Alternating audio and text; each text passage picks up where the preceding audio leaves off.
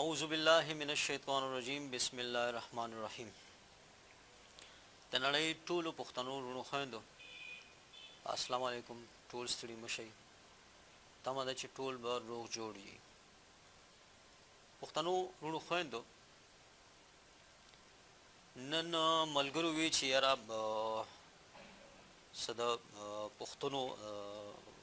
په خپلو کې د ناسته کوو هغه هم په ژوندۍ بڼه چې که نور ملګري ته هم څه فایده اخیستی شي نو بسم الله. څو داسې کارونه وشول په دې تیرو ورځو کې چې په هغې خبرې کول هم پکار وو. که هغه د پرون نه بله ورځ د وومن ډے په نوم باندې څه کارونه وشول، هغه بل مولیانو ته دا ویلی کېږي چې یاره تاسو په دې دغه وکئ چې دا قوم پرستۍ باره کې دغه وکئ چې دا حرام ده او داسې او داسې یا نور داسې کارونه هم داسې وشول چې هغه آیسای د اړخ نه مونږ ته بلنه وه څه ناسته وه په هغې کې څه خبرې اترې وې په هغې باندې هم ډېر دغه وشول. نو ملګرو نن به کوشش کوو چې په دې ټولو خبرو که ستاسو څه تپوسونه پوښتنې وي دلته کې ناست ملګري چې کوم دي د هغوی څه پوښتنې وي نو په هغې به ټول به انشاءالله خبرې کوو. راځئ چې شروع به وکړو. ډاکټر صاحب د یو څو کسانو په خوله داسې قوانین راوړل کېږي دلته چې زموږ د دین آیین او معاشرتي قوانینو پړ مخ دي، دې باره کې تاسو څه وایي؟ اول خو یو هر ملک چې دی یو آیین قانون او معاشرتي نظام لري. که چېرته د 200 کسانو د 200 کسانو راوچتېدو سره چې دی نو هغه آیین بدلیږي، هغه دغه بدلیږي، نو دا به داسې شي چې روزانه به چې دی کله یو زموږ به بیا کله یو آیین او قانون وي او دغه به معاشرتي نظام وي، کله بل وي کله بل وي. نو بهتر دا ده چې یاره کم آیین چې دی نو هغه د ټاکلی شوی دی، کوم چې دغه شوی دی په هغې باندې مونږ کلک ودرېږو، د هغې نفاذ چې دی نو هغه د ادارې د پاکستان ادارې وکړي. خو د بده مرغه ماته خو داسې ښکاري چې د پاکستان ادارې چې دي نو هغه په د آیین په نفاذ کې د قانون په نفاذ کې د قومونو معاشرتي نظام په بچ کولو کې چې دی نو هغه ناکامه شوي دي. نو د دې حل چې دی نو هغه به اوس په خپله د عوام به سوچ کوي چې یاره کوم چې موږ خپل معاشرتي نظام خپل دین موږ خپل هغه دغه بچ کول غواړو نو دې دپاره موږ څه کوو ځکه چې ادارې ناکامه شوي دي، حکومتونه ناکامه شوي دي د آیین قانون او زموږ د معاشرتي نظام په بچ کولو کې. نو ځکه چې څوک هم راپاسي او ان جی اوز دي پلانې دي دنګړې دي د هغوی په خوله باندې به نوي نوي قوانین راځي، څوک به وایي چې یاره څه چل دی څوک به څه وایي. نو بهتر به دی چې موږ عوام اوس په خپلو کې متحد شو او د خپل دین او معاشرتي نظام دغه دپاره متحد شو. ځکه چې دا خو به 10-12 کسان به راپاسي او هغه به وایي چې یاره داسې پکار دی او هغسې پکار دی، نو څه بیل څه دغه به وي د دې ملک چې څه آیین دی د هغې دننه که څه کیدی شي خو ښه خبره ده هغه نظام نافظ کولی شي، خو ښه خبره ده قانون چې دی نو هغه نافظ کولی شي، ښه خبره ده. که نه نو عوامو ته پکار دي چې په خپله بیا سوچ وکړي دې څیزونو کې.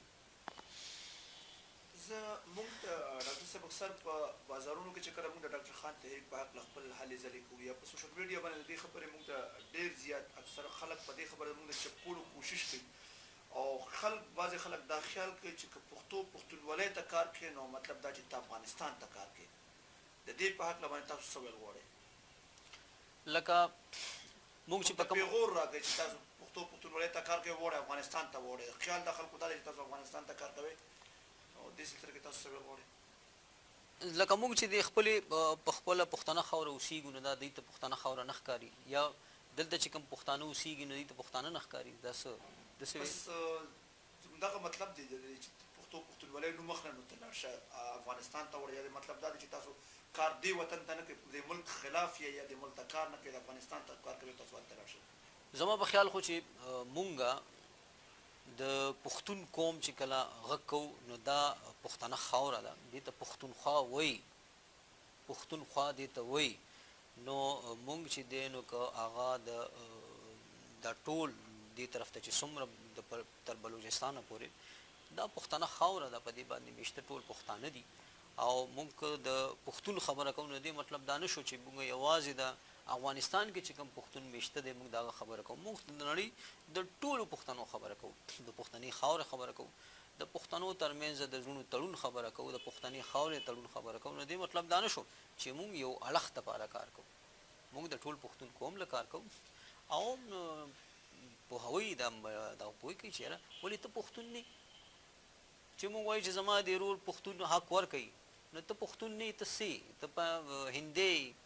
ته فارسی ته څه ته پنجابي نو تمه ده چې دوی به پوه شي خو تاسو لږ په مینې سره خیر دی پوهوئ منې سوال چې دلته شیروستان کړی و چې داسې قوانین راوړلی کېږي د هغو قوانینو په رڼا کې تاسو ته به یاد وي چې په اتم مارچ د ښځو نړیواله ورځ وه په هغې کې په ډېرو د پاکستان په ډېرو ښارونو کې مظاهرې شوې وې ښځې راوتې وې چې په هغې پلیک کارډو باندې یو ناره لیکلې شوې وه چې میرے جسم میری مرضي یعنې زما وجود او زما مرضي د دې په هکله تاسو څه وایي د همدغه شی دی چې مونږ کله د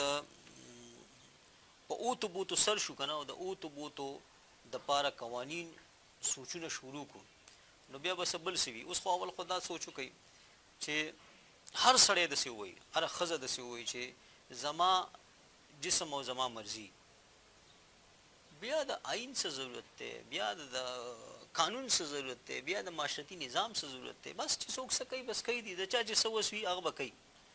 دا اصل کې د دوی سره چا ناسته نه ده کړې دوی سره چا دغه نه دی کړی چې ته لږ په خپله سوچ وکړه چې ته دا ویل څه غواړې چې د هر چا خپله مرضي شي نو چې د یو ښځې خپله مرضي وي د سړي به هم بیا خپله مرضي وي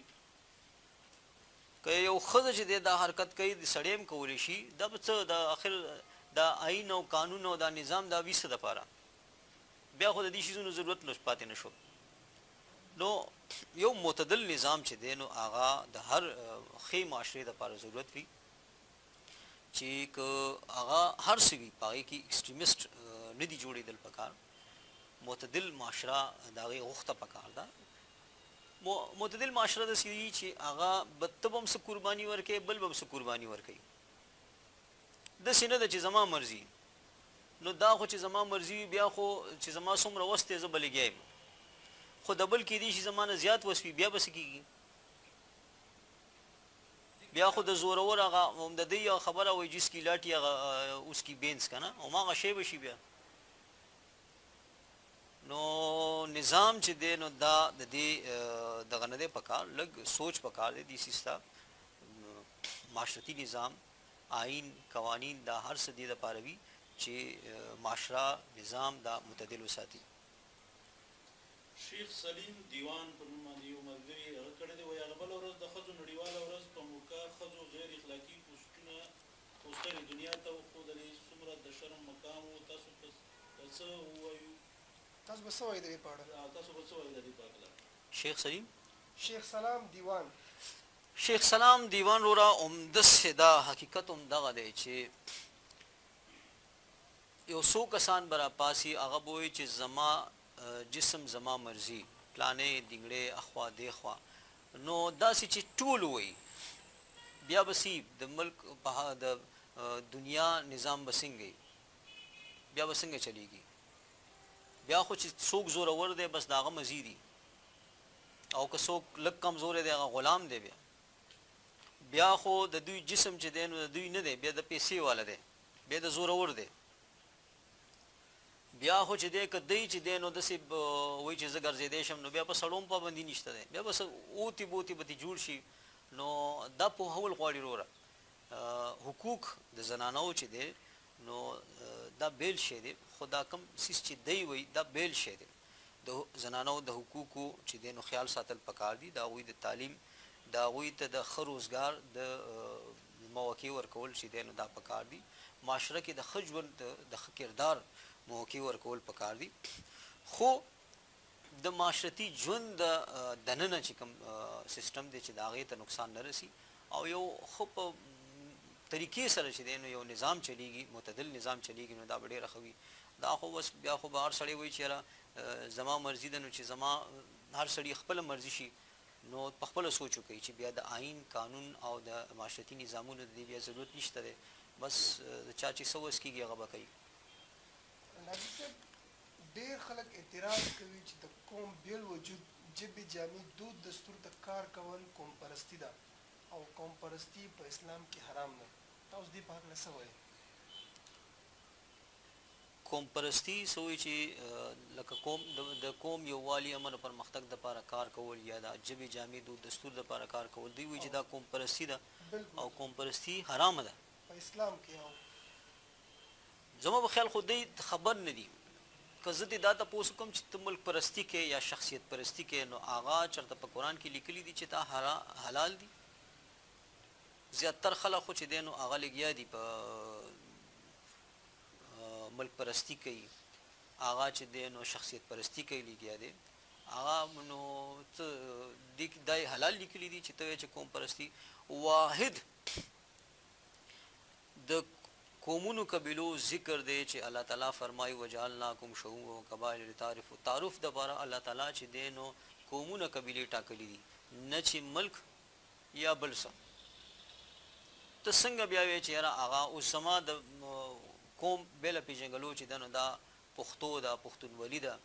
زما ژبه، جامه، دود، دستور دا زما د قوم پېژنګلو ده. اوس که زه دا ژوندی ساتم یا زه د خپل قوم د یووالي دپاره، امن دپاره، پرمختګ دپاره کار کوم، نو دا زما د خپل قوم دپاره فرایض دي، نه چې دا قوم پرستی ده. قوم پرستی به زه الو کوم چې زه د بل تسپک ګورم، د بل حق خورم او خپل قوم ته یې راوړم، بل چې دی نو وژنم د خپل قوم د خاطره. دا څیزونه چې دی نو دا په هر ډګر، په هر دغه باندې منع پکار دي، دا حرام دي او دغه څیزونه حرام پکار دي. دا تاسو څه وایئ چې یاره دا څه د خپل قوم سره مینه یا بیله پېژنګلو ژوندی ساتل یا د یووالي، امن او پرمختګ خبره کول د قوم، دا ګورئ د فرایضو کې راځي، دا زموږ فرض جوړېږي چې موږ یې وکړو. دا په قطن چې دی نو دا سوال نه پیدا کېږي چې دا حرام دي. خان زدران وایي پښتونخوا وزیر اعلی وایي چې ما ته ویلې شوي دي چې په اردو تقریر وکړه، نه په پښتو. نو بې لاندې بل کمنټ کې هم دې کس لیکلي چې تاسو د دې په باره کې هم څه ووایئ. انور خان زدران وروره داسې ده چې ته خو لا غټ دغه وې غلامي وې. د بده مرغه مونږه د اتحاد بین المسلمین په نوم باندې ځان د پنجاب غلام کړی دی او داسې عمري غلام کړی هم دی چې خلاصون لارې نشته دی.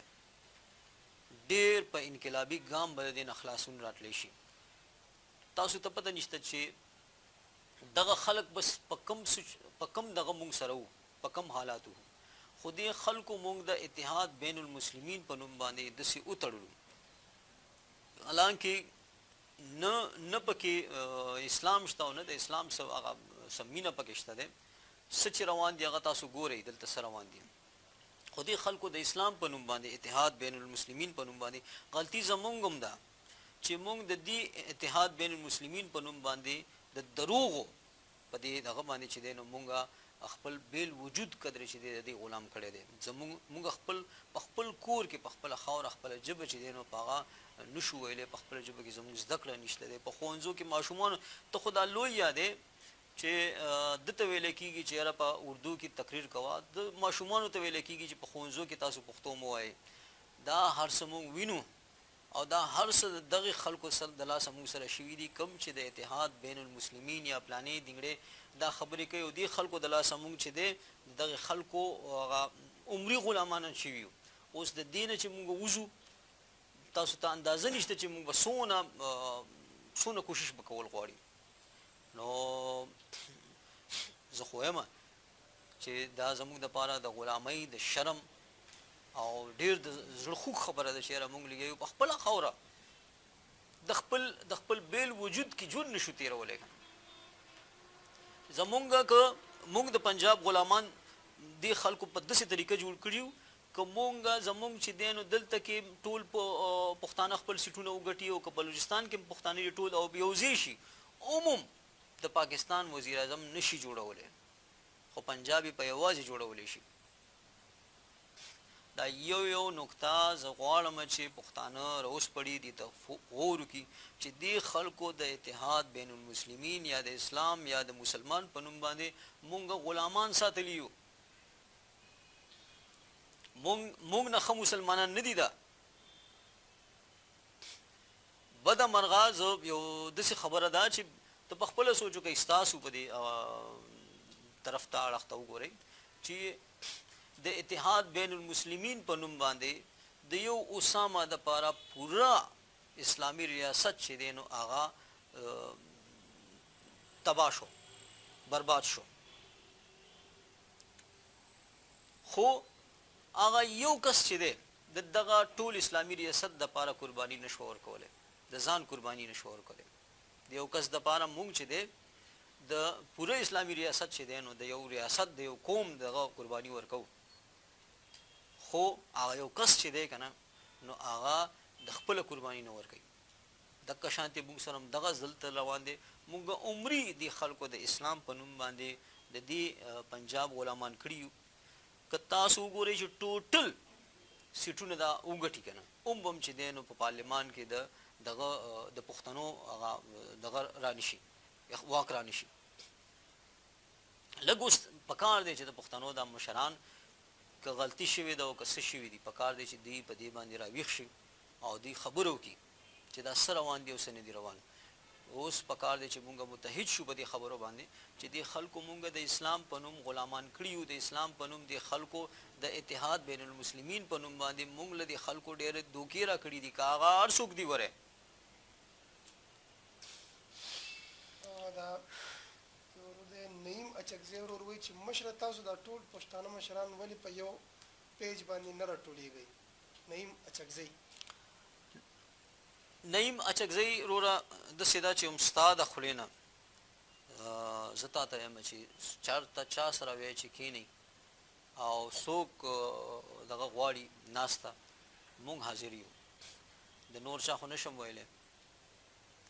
ته وخت او ځای وټاکه چا سره هم چې وي زمونږ ملګري به ورشي زه به ورشم هېڅ خبره نشته دی. مونږ خو تیار یو د نورو ذمهواري نشو اخیستی. صالح کبیر وایي مشره دیسپرلي کې کابل ته راچکر شئ. صلاح الدین زموږ ملګری دی کابل. صلاح کبیر بالکل مخکې هم دا بیا وایي چې راچکر شئ. صلاح کبیر وروره خوشحاله اوسئ. ستاسو په شانتې اتلان تاسو زه د پښتون قوم اتلان ګڼم انشاءالله چې تاسو به د پښتون قوم دپاره د یووالي دپاره امن پرمختګ دپاره به ډېر څه کوئ که خیر او تمه ده انشاءالله چې کوشش به خامخا کوو. تجویز هم ورکړی دی. تېر سپرلي کې خو هم جوړې موږ درغلي وو تېر وکړو دغه او بالکل انشاءالله خامخا به درځو. یو تجویز هم ورکړی دی چې یو داسې څه پروګرام را جوړ کړئ چې کابل نه پښتانه درشي تاسو ورله شنغر کې چکر ورکوئ او له هغه ځای نه ځوانان کابل ته راولئ دلته به د کابل پښتانه د برې پښتونخوا چکر ورکړي. صلاح کبیر دا تجویز وړاندې کړی. صلاح کبیر وروره تجویز په سر سترګو د هغه ځای نه چې څوک هم راځي خو هسې هم دا زموږ ځای چې دی نو د هغې ډېره ده او په اشنغر کې ګرځول څه چې په مونږ وایو چې په ټوله پښتونخوا یې وګرځو او ګرځول بالکل زموږ په ذمه دي. په سر سترګو مو خو انشاءالله چې همداسې کول پکار دي. هغه د زړونو تړون به همداسې سره راځي. ډېر ښکلې مشوره ده. الله مخار لره. یو ورور دی وایي چې او ما وی که دا د باچا خان ورور ډاکټر خان تحریک دی دا خو څوک کابلی دی رومیو خان په نوم باندې څوک دی رومیو خان. رومیو خان وروره ژوندي په دې پېښور کې ناست یو او په دې پښتونخوا پیدا شوي یو. نیکونه مو په دې پښتونخوا کې ښخ دي. اوس ته په خپله سوچ وکړه چې څوک د دې خاورې دی او څوک نه دی. د چا په خوله به موږ د کوم ځای یو د کوم ځای به یو هغه خو بله خبره ده خو دا د پښتنو خاوره ده او د دې ځینې که څوک ځي نو هغه به اغیار ځي نه چې مونږه او د اغیارو دلالان به هم ځي دا بعضې خلک دلته یو دغه کوي چې د ان جي اوز چې کوم سازشونه روان دي د خدمت په نوم باندې موږ چې کله د هغې د راښکاره کولو کوشش کوو نو هغې موږ ته ووایي چې ان جي اوز بهرنۍ ان جي اوز زموږ د ښېګړې دپاره روانې دي کار کوي زموږ د ښېګړې دپاره زموږ سره ولاړ دي دې په هکله تاسو څه وایئ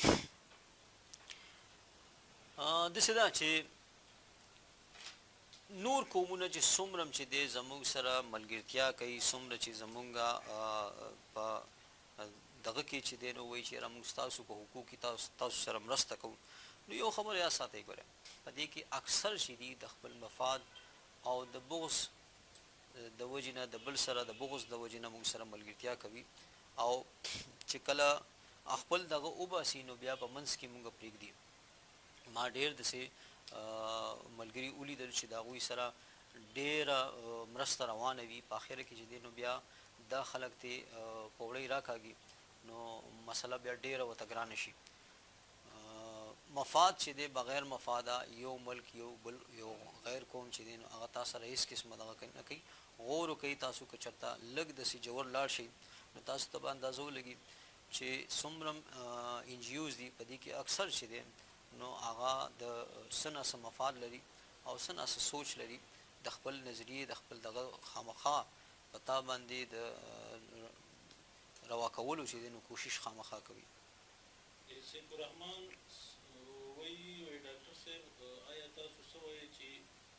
پاکستان علماء کرامو په باره کې چې په افغانستان کې د شریعت فتوی ورکوي او اسلام آباد کې تورسرې جسم میری مرضی په باره کې څه فتوا نه ښکاري سیف الرحمن سیف الرحمن صاحب داسې ده چې دا د مفاد پرست زه دا ګڼم که نه چې دا مولیانو نن سبا چې دی نو د دوی خوښه ده چې دین در باندې څنګه نافظ کړي د خپلې خوښې د قانون د زورورو دا خوښه ده چې څنګه در باندې قانون چې دی نو دغه کړي که لږ ډېر خوځې نو بس ته کافر او که لږ ډېر خوځې نو ته چې دی نو غدار د نن سبا د دې مفاد پرستو یا د زورورو د حاکمانو دا دین او دا قانون چې دی نو دا د دې د خوښې دی بس که غږ کې خو نن که زه په پی ټي آی پسې خبرې کوم د هغه په یو غلطه فیصله پسې خبرې کوم ته خبرې وایي دا د پاکستان غدار دی هلکه زه خو دا فیصلې ته غلط وایم څنګه چل دی که مولا ته وایي چې یاره دا څه روان دي ستا د لاسه چې دی نو ته که تا غوښتی وې که نه نو سوال نه پیدا کېدو چې دلته کې دا نظام روان وی ته لاړ شه په زرګاو لرې ته خلک شل د میډمانې راپاسي هغه چې دی نو خپل د خوښې چې دی نو هغه قانونونه پاس کوي په پارلیمانونو کې او ته ناستې ځان نه دی دغه جوړ کړی دی د دروغو هغه دغه د ډرامه دی شروع کړې ده د اسلام په نوم باندې دا ته لاړ شه د پارلیمان په مخ کې کښېنه که سوال نه پیدا کېږي چې څوک داسې قانون نافظ کړي څوک قانون رایج کړي څوک قانون پاس کړي خو دا ټوله دوکه ته چې دی دا د پاکستان د مولیان په 100% په دې کې جرمدار دي دا مجرمان دي په دې سیس کې چې دا 100 کسان راپاسي د سره په زرګاو خلک دي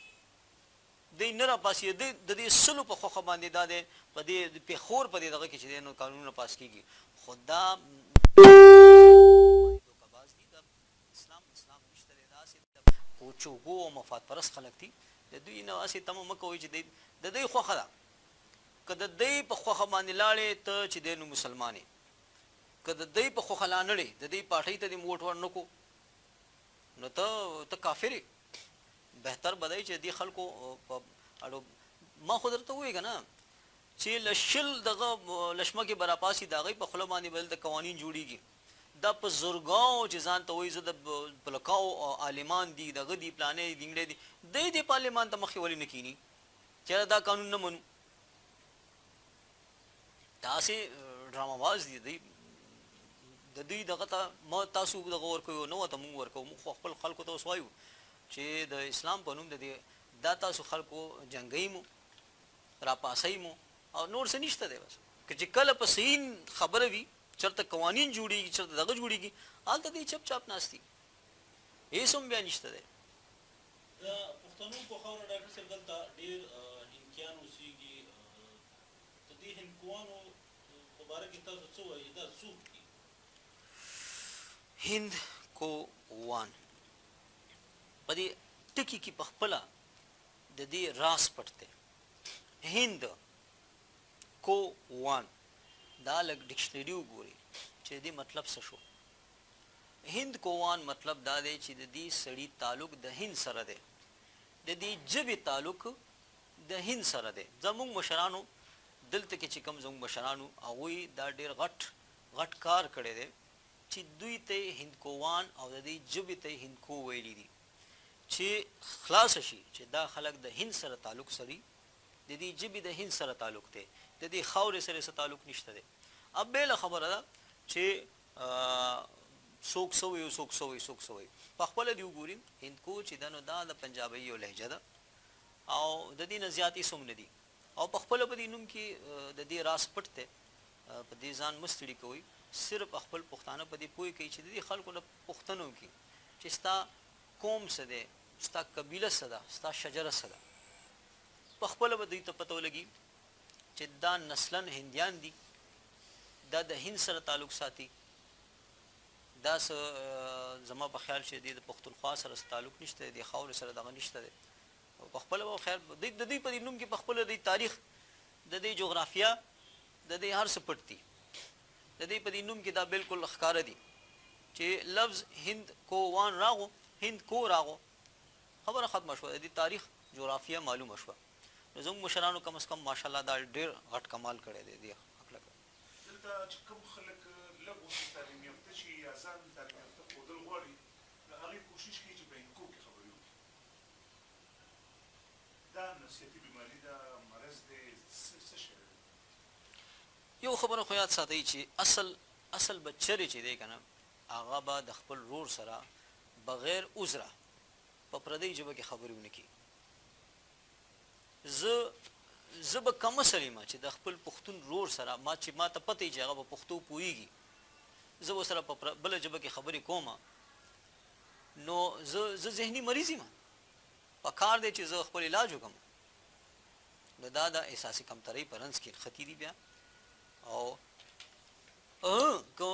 زما یو ورور دی پښتون دی خو پښتو نه ورځي او زه ورته غواړم چې خبره ور ورسوم نو که زه هغه له چې کومه ژبه ورځي په هغې کې ورسره خبره وکړم خو ورسره دا م ووایم چې وروره خپله ژبه زده کړه نو په دې کې څه دغه نشته دی خو که نه د کس ته یې وایم ما ته پته وي چې دې کس ته چې دی نو پښتو ورځي او زه ورسره بله ژبه وایم نو زه ذهني مریض یم او احساس کمترۍ رنځ کې بالکل دا ډاکټر ته دې ووایي په خپله به ورته ووایي چې بالکل داسې ده دا یو ملګری په عادل ضیا په نوم باندې دی ډاکټر صاحب د لوی افغانستان څه حقیقت دی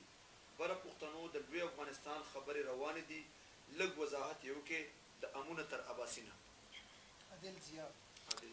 عادل ضیا وروره داسې ده چې لوی افغانستان چې د چا فکر دی نظریه دی په کار دی په هغې باندې هغوی غور وکړي دغه وکړي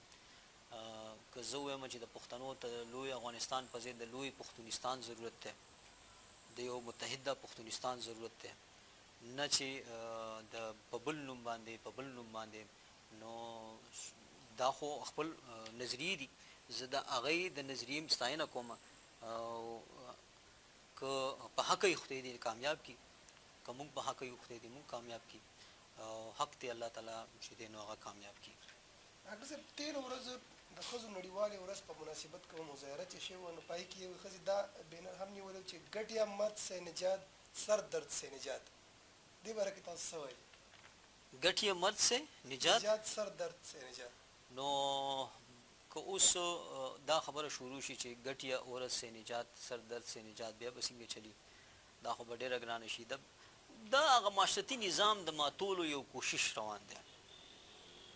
د ښځې نر په منځ کې چې دی هغه دغه پیدا کول دي او نور څه نشته دی زما په خیال خو هسې څه عجیبه غونته کې سوچ دی دا یو ملګري ته تپوس کړی دی د عوامي نیشنل پارټي سند په نامه باندې د راډي دا دی وایي چې صاحبه دا کوم خلک چې د افغان نه منکر دي د هغو په هکله ستاسو څه رایه ده؟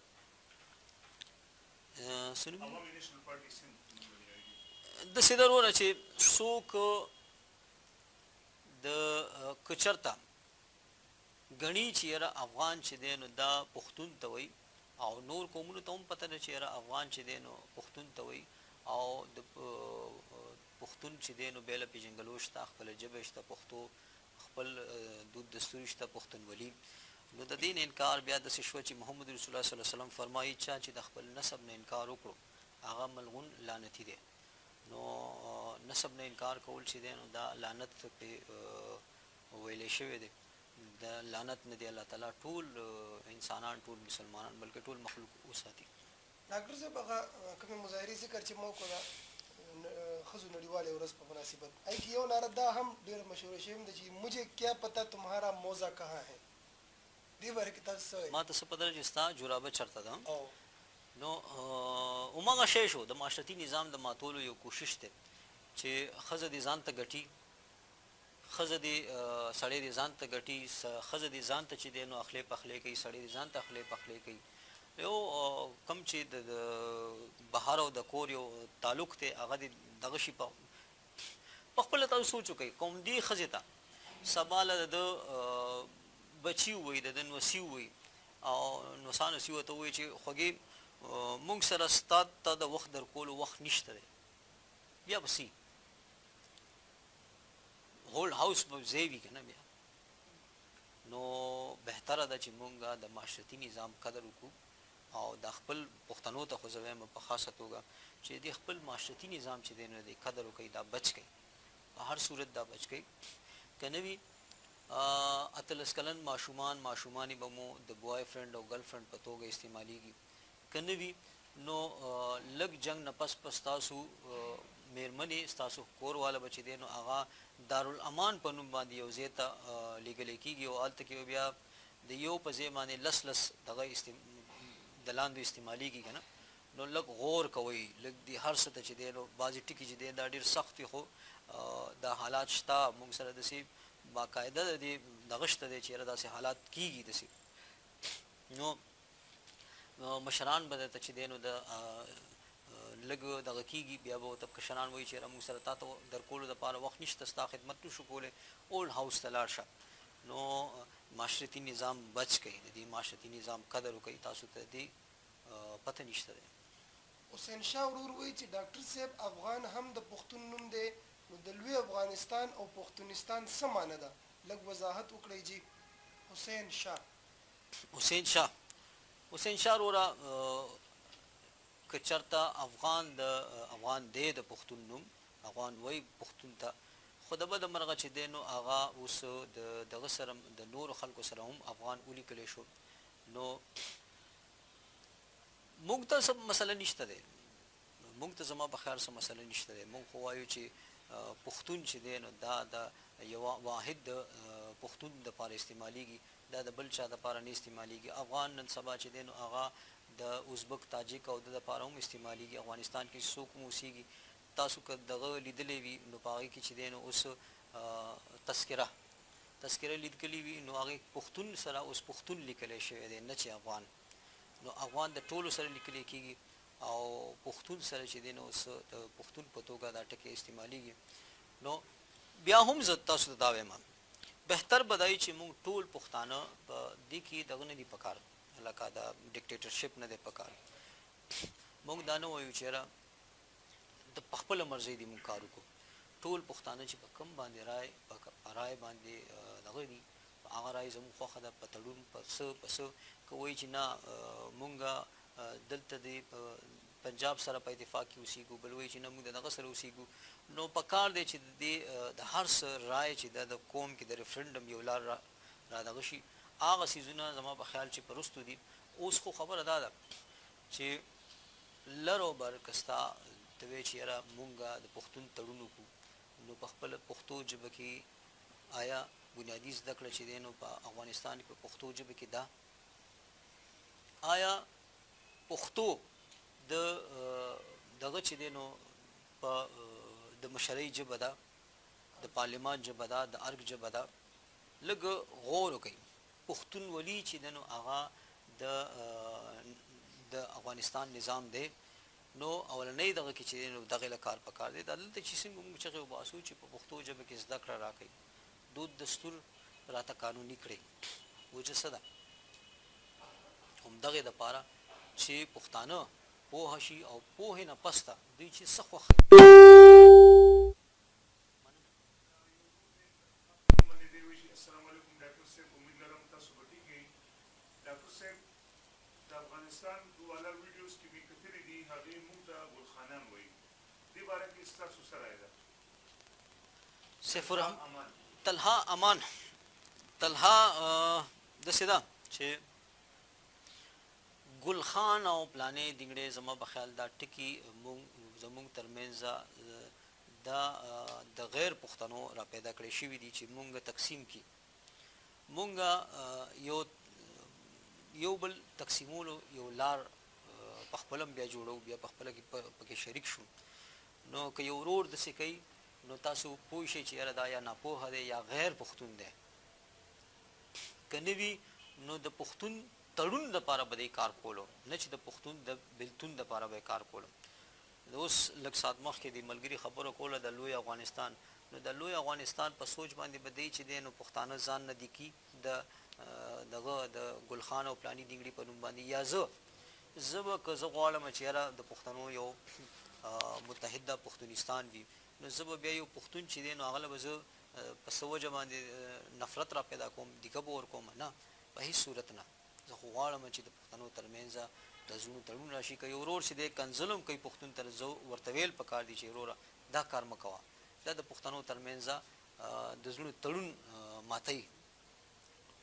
یو هماغه اوس انسان ورته چې تاسو جواب ورکړو د لوی افغانستان په هکله چې خبره کړې ده چې پښتونستان او افغانستان وضاحت لرونکی، هغه وایي نه جي تر اوسه خو د افغانانو پاسپورټونه د افغان په نوم دي، بل دا چې که یو قوم زما نوم په ځان ږدي نو موږ به د خپل نسل نه انکار کوو. لږ وضاحت وکړئ. مطلب دا چې که ازبک تاجک وغیره ځان ته افغان وایي نو موږ به د خپل نسل نه انکار کوو. حسین وروره داسې ده چې نسل زما که چېرته پښتون دی، زما ژبه پښتو ده، زما دود دستور پښتونولي ده، نو د دې نه انکار چې دی نو دا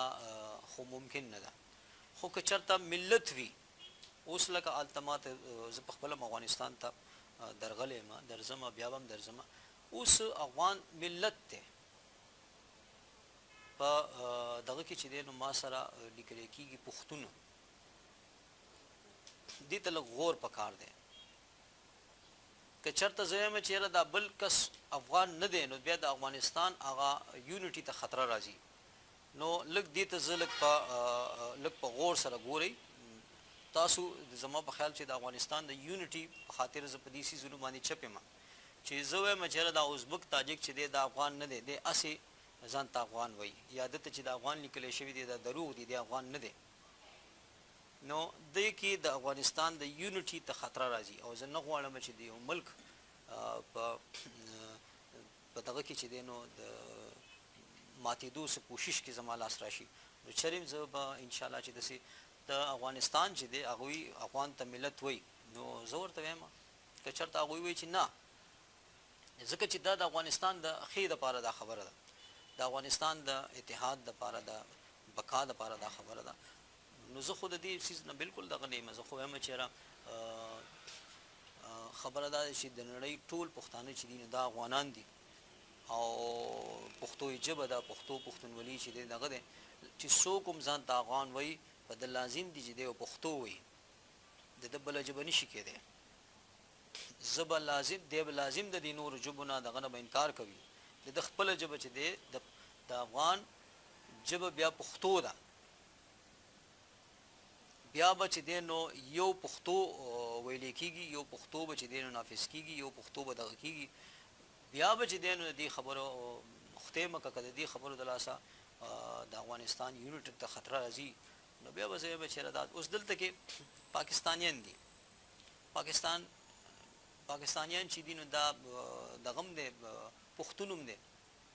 دا چې دلته کې ځان ته وایي دا چې دی نو بلوچیم دی، دا چې دی نو پنجابیم دی، سندیم دی. دې کې مونږ په ښکاره وایو چې پاکستان قوم نه دی. پاکستان چې دی نو دا یو ملک دی او په دې کې میشته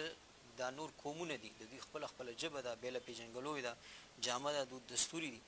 نو دغه شانتې اوس مجبوراً مونږ چې دی نو افغان ته ملت وایو چې پکې ازبک دی، تاجک دی، نور خلک دي. د دغه خلکو د تړون د خاطره مونږ د دوی هم قدر کوو. ستاسو په خپله هغه خپل دغه وګورئ کوم چې تذکره ده چې په هغې کې د پښتون سره کم ټکي لیکلی شوی دی، پښتون دی او که نه بل څه دی.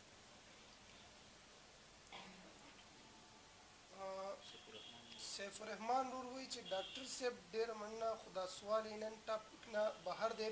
خو پوښتنه کوم نن مهال ډېر خلکو دا فکر دی چې یو ځل به بیا ډاکټر نجیبي واقع په شانې ډاکټر اشرف غني حکومت مخ کېږي. ډاکټر صاحب تاسو څه نظر لرئ چې آیا ممکنه ده؟ دا وایي لکه څنګه چې د مجاهدینو حکومت راغللو او ډاکټر نجیب چې ولرې شو، بیا چې د طالبانو حکومت راغللو دوی پکې پانسي شو، و چې بیا دلته هغه راځي د طالبانو حکومت دلته راځي، دلته چې دی د اشرف غني به څه حالات دي دلته چې هغه شان به دا قرباني کېږي څنګه چې ډاکټر نجیب قرباني شوی و. نوم څه؟ سیف الرحمن وروره داسې ده چې دا هغه دور نه دی، هغه خو د بس سازشونه و، ډېر بده مرغه چې زموږ یو تکړه مبارز چې دی که هغه ارسو خو هغه په داسې حالاتو کې د ژوند وبیلو یا د خلکو چې دی نو بس ظلم شوی دی، دې نه انکار نشته دی. خو دا حالات اوس هغه نه دي دي کې بس زیات نه زیات داسې به وي چې یاره بس څنګه چې کرزی یو اړخته شو یو اړخته شي، نور انشاءالله چې دومره دغه به نه راځي که خیري ځان ویښ ساتئ انشاءالله چې منصور فریادي یو ملګری دی وایي ګرانه مشره پاکستان ملک نه دی، دغه یو اداره ده چې د خپلو ګټو لپاره جوړه کړې ده، د خپلو ګټو لپاره یې جوړه کړې ده.